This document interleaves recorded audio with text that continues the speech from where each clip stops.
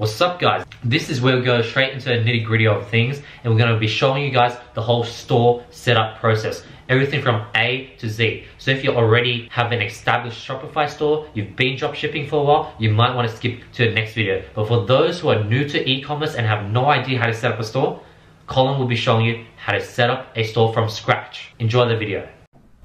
Hey, welcome to this module. I'm going to basically go through the store setup process and how you can set up your store fairly quickly. And basically what I'm doing here is showing you step by step how to make sure your store is functioning, making sure that it converts well when people land onto the store. And then obviously I'm gonna create this new store from scratch and take it from around $500 to $1,000 a day in a relatively short time. So let's go to Shopify.com. Let's set up the free 14-day trial. So I made a Gmail account, and then I put a password, and then I'm gonna pick a store name. I'm just gonna say Tour the Planet. See if it goes through.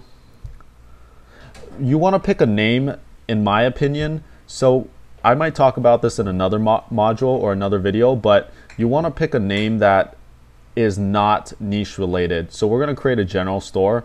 Reason being is you're going to have the most chances of success because you're going to have the availability of more products. When, like, for example, if you pick like Husky and Co, you know, then you're only limited to dog products, and you're shooting yourself in the foot because you can't experiment with a lot of products. So it's saying, tell us a little bit about yourself. I'm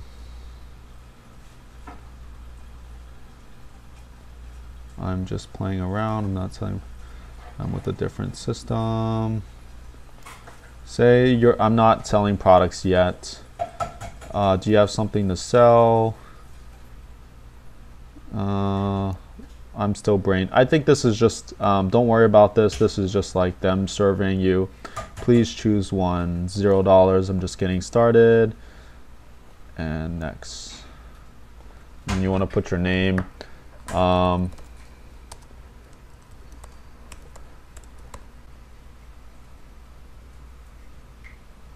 Okay, amazing. So I just signed up for the trial, and it says select a plan. Let me see. I believe you won't select anything yet. Yes. So after the 14-day trial, you're going to select the basic Shopify plan, $29 a month, and that gives you two staff accounts. So in the future, when you hire people, you'll be able to, have 2 people access your account. Keep in mind, so they do take away fees. They'll take away like this 2 or 3% fee. It's pretty standard, to be honest. And cool. So now you have everything set up. And in the next video, I'll show you how to set up the apps, and then also just the general settings. Hey, so in this video, I want to talk about setting up the store settings so that you have all the just basic account info correct. You're able to set payments. You're able to get paid out. The checkout process is actually works smoothly, and then as well as the shipping is correct. Okay, so we're gonna cover these 4 primarily. These other ones are pretty straightforward. There's nothing really you have to edit, but you can go through them on your own. So let's go to general. So I went to settings, and then I went to general. Store name, I made a fake email, fake customer email. So this is the email that Shopify is going to contact you at. All right. And then this email is for customers to contact you. So this could be a support email. You could say, support at, tourtheplanet.com if you make a business email, or if you don't want to spend the money, that's totally fine. You can put tourtheplanet@gmail.com, as simple as that. Legal business, Tour the Planet, phone number, your address. This is obviously fake information, by the way. Make sure your time zone's correct, and that's about it. So general is done. You go to payment providers.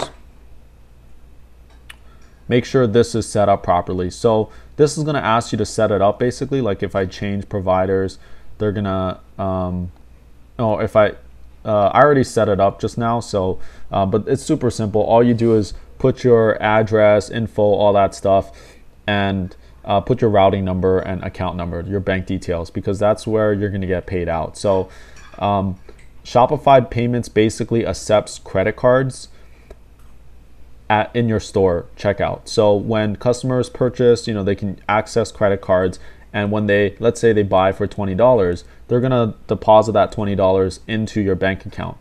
Now you get paid out every 2 days. So let's say all of your sales, let's say you had $1,000 in sales on Monday, you'll get paid out that $1,000 on Wednesday, minus the fees. And Shopify definitely takes out their share of fees. I believe it's almost 3%.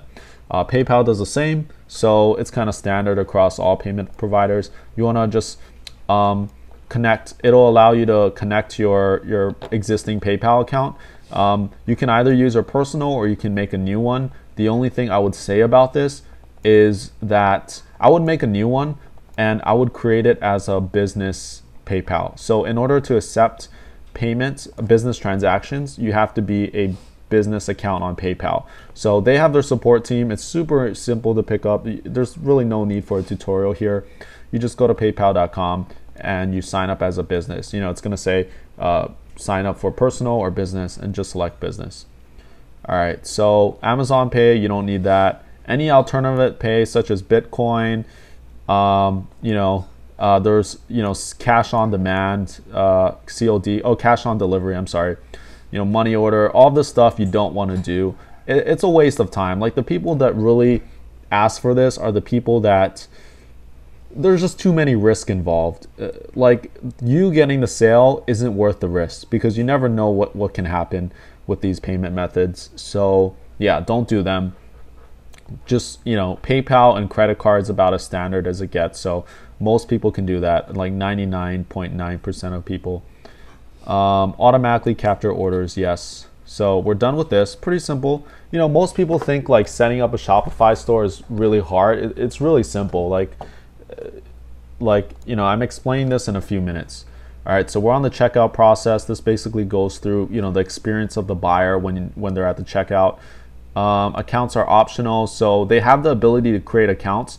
This works decently if you have people that want to, who are repeat buyers, right? They can just create an account. They don't have to put in all their info again. Yes, so everything leave the same. Can check out using their phone or email. Last name only. So you want to make sure throughout the experience that the customer doesn't have to put that much information. It only hurts conversion if you say they have to put their first and last name. I've had many customers who just put their last name. It'll say like Mr. Jones or Mr. Johnson, Company name, most people don't have a company. Address to, not required, optional. Shipping address, you don't need their phone number when doing this. All right, everything else leave the same. And all right, so this you don't have to touch, but these policies, PayPal automatically generates these policies that basically, comply with whatever bylaws of e-commerce are out there. So this is all good. You can leave it the same. In the future, you can adjust these. I've gotten some refund policies or some private policies. I've adjusted mines. I've followed some other big e-commerce stores out there. It could just be clothing stores or random stores, and I've kind of adjusted mines to make mine sound cool, but this works totally fine. Everything, leave it the same. All you want to do is you want to make sure that the email that customers contact you is correct, and then you want to make sure the address and the name of your business is correct. So everything, make sure that's all good. Make sure on all of the refund, private policy, and terms of service, all of that is correct. Whenever it says your name or your address right here or your email, make sure that's all good, and then you just want to go ahead and save that. Okay, and then the last one we're going to go through is the shipping. So with the shipping, this is good. We are going to market to worldwide. So with Instagram, you're going to mostly get United States customers, but a lot of times you're going to get UK, You're gonna get even Brazil, you know, Australia, Canada, France. You know, you're gonna get a whole bunch of countries, even India. You know, so this is not Facebook where you're only targeting one country. You can target whichever countries you. I mean, Instagram is global, so we are definitely gonna edit this. Let's see what we got here. We're gonna add all the countries, I believe. Let me just double check. Yep, so we're gonna add Asia. Let's see, can you add this? Why doesn't it let me add this? Rest of the world, that's weird. All right, so add Asia, add Europe,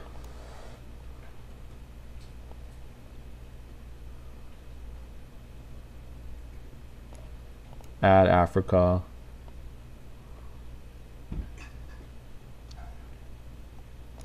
add Central America, add South America, add Oceania, and make sure all the North America ones are selected. All right, add all the other ones. So you want to basically offer shipping worldwide. I get questions from people all the time, you know, through email or direct message about if they offer shipping to this country or whatnot. And yeah, you basically want to offer it. Like, why not? You're getting more sales.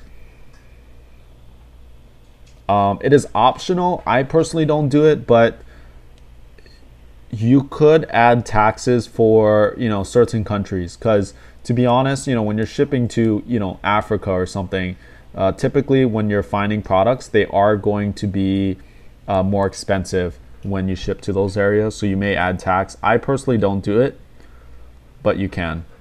So now we're going to add a weight-based rate. So reason being is that this is basically shipping prices. So the only time that I add shipping prices is when I'm doing a free plus shipping offer. So what is a free plus shipping offer? It's when you have the item, you're selling a product and it's for free, but they have to pay, you know, $19 or $9.99 or $9.98 for shipping. That's usually what I do. Some people do like $8, $15, whatever the case may be. I do it on a weight-based rate. Reason being is because if you do it on a price-based rate, it's going to be weird, because a lot of products prices, it's going to vary. I mean, basically, like, I do it by weight, so I can make up, you know, a certain weight, and that's going to determine whether or not it's going to charge shipping or not. So it'll make more sense as you obviously upload products. Right now it might be kind of confusing. So this is what I'm going to do. I'm going to type free insured shipping 1.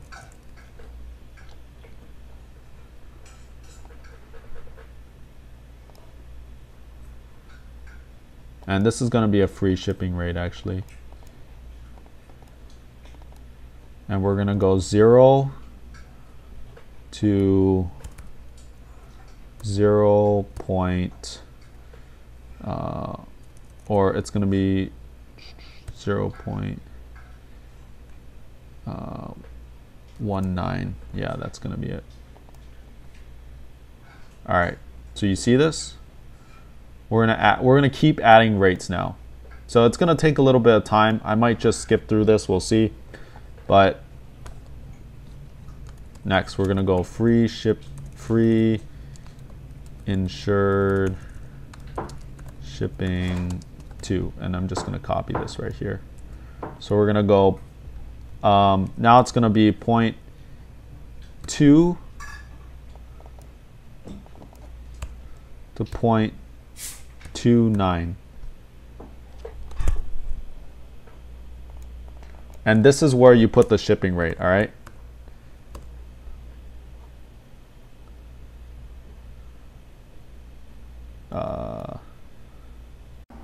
Hey, so I wanted to cut into that last part of that video just because I messed up a little bit. I wasn't sure about the range and the name, what to name these, so I had to just double check, and I figured it out. So basically you want to name it free insured shipping, and then from that point you want to go 1 free item, 2 free items, 3 free items, so forth. And the reason, so let me explain how this works. We're basically tagging your products into a weight-based range. So most of your products, when you upload, they're going to fall into the 0 pounds. You know, obviously products aren't 0 pounds, but we tag them a certain pounds for shipping rates, right? So let's say you add a product, right?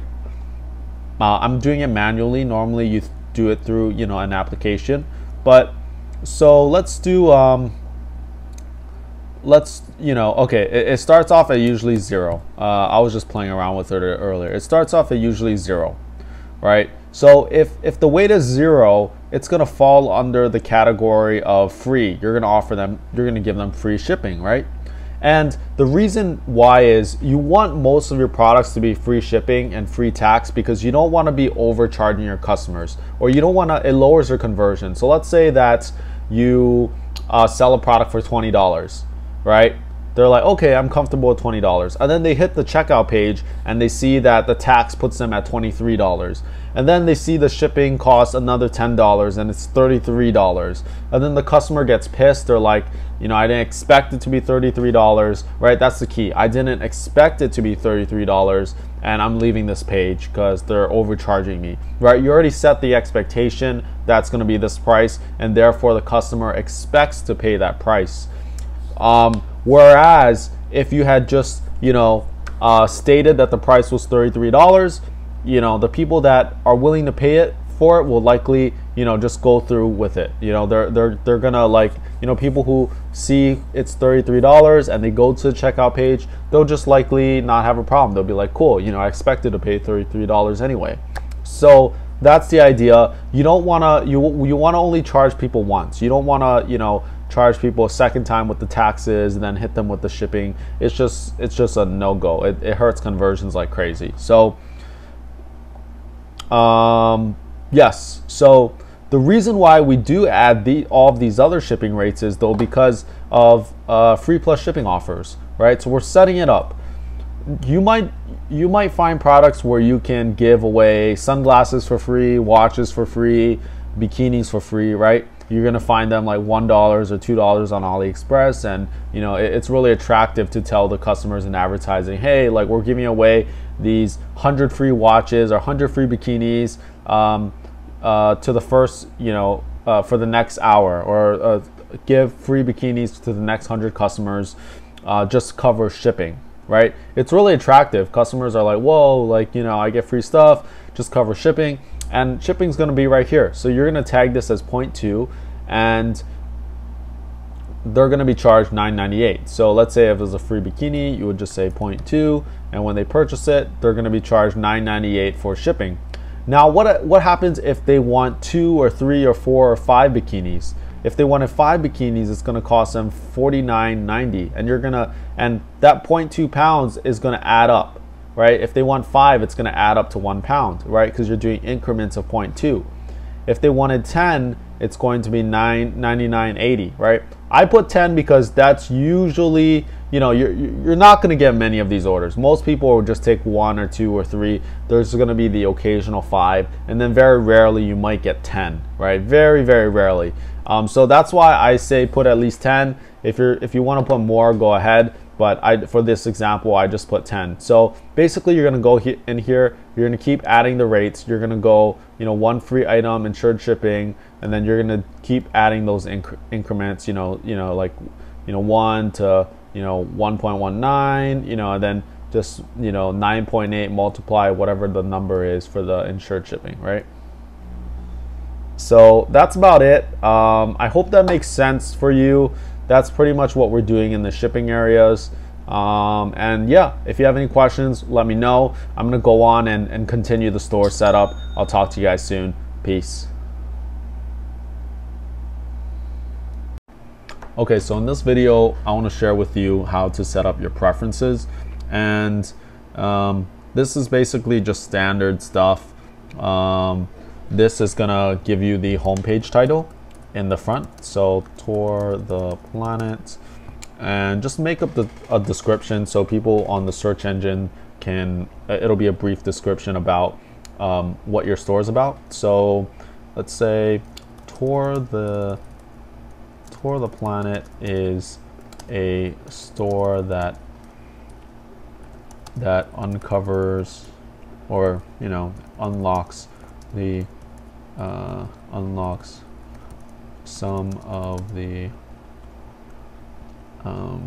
wildest treasures in the world. We sell environmentally friendly products that solve problems and yet aesthetically appealing. So basically I said Tour the Planet is a store that unlocks some of the wildest treasures in the world. We sell environmentally friendly products that solve problems yet aesthetically appealing. So just, it doesn't have to be very elaborative or anything like that. It can be very simple. Google Analytics, you don't need this for now. We're going to gloss over this Facebook Pixel ID. You can always Google search this yourself. I suggest setting one up, but it's not very hard at all. And this part, so this is to make your store go live. If you want to make your store go live, you're going to have to pick a plan. So it says to disable the password. So right now, basically, if you go to the store, it's going to have like some lock on there. So like if you go, this right now I didn't set a domain yet. So right now, if you go on, I'm sure it'll. All right, so see it's password protected, and I didn't make anything look cool yet. So we're going to pick a plan. Let's save this first, and then pick a plan, and we're going to choose this plan. We're going to choose the basic one. So it's not going to charge you until after the 14-day trial. Put in your credit card details here. All right, so I just updated the plan, and I'm not sure if everybody will get this, but it's asking to update your tax details, so I'm going to go ahead and do that as well. When you start making sales, and boom, you're all set up. Cool. So now that's gone. Anytime you see any notifications here, you want to basically respond, because these are usually urgent messages. And so that's how you update the preferences. Again, you just want to make sure you have like a little home page with a meta description. If you want to use Google Analytics, you create an account and they'll have here shows you step by step. Here also shows you step by step how to include a Facebook pixel. Basically, the idea of this is that Facebook will track all of the activity of your visitors, whether they visit your page, add to cart, initiate checkout, purchase, whatever the case may be. It tracks all of that data, and you're able to basically use that for Facebook ads. But basically, since this course is not geared towards Facebook, it's not necessary, but I recommend you set this up anyway, just because you're going to have data in which when you do go on Facebook, you'll then have the data, and you won't have to like restart, you won't have to redo getting all that data again. Now you want to unlock that password so that the store is now live. Boom, once you do that, your store is live. Customers can see it, they don't need the password. And in the future videos, we're going to talk about setting up a theme and the aesthetic design of your store, and as well as the pages and setting up your domain as well. I'll see you in the next video.